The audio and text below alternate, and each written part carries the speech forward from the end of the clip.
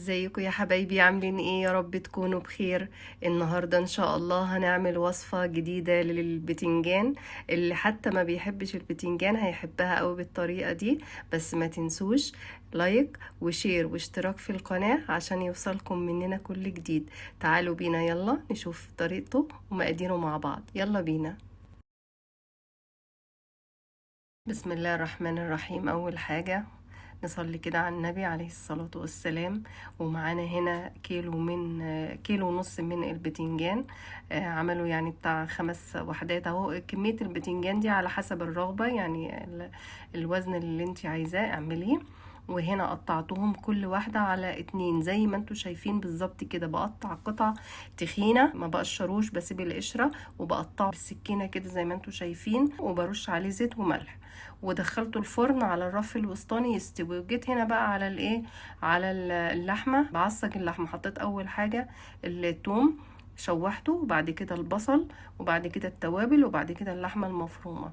بصراحه لما بعمل كده في تعصيج اللحمه بيديني تست حلوه قوي قوي للحمه المفرومه.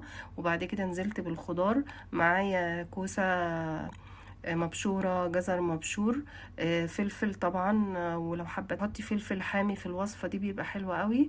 وهنا طماطمية مبشورة مع معلقة صلصة.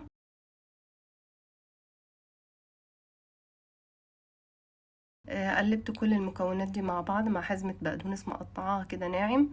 وجيت بقى البتنجان بتاعي لما خرج من الفرن بالشكل ده كان مستوي. فانا عايزة ايه؟ عايزة اعمل فيه يعني تجويف كده، بفرغه عشان ابتدي احشي اللحمة المفرومة. ممكن بقى بظهر الكبشة، بكوباية.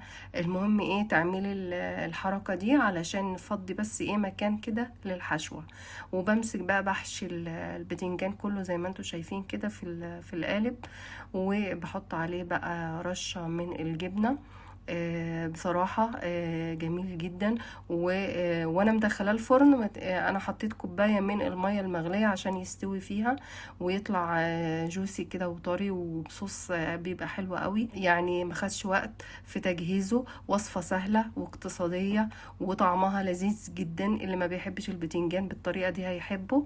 وان شاء الله يعني اللي هيجربها هيتبسط منها قوي. اتمنى كده ان شاء الله بالهنا والشفا لكل اللي يجربها.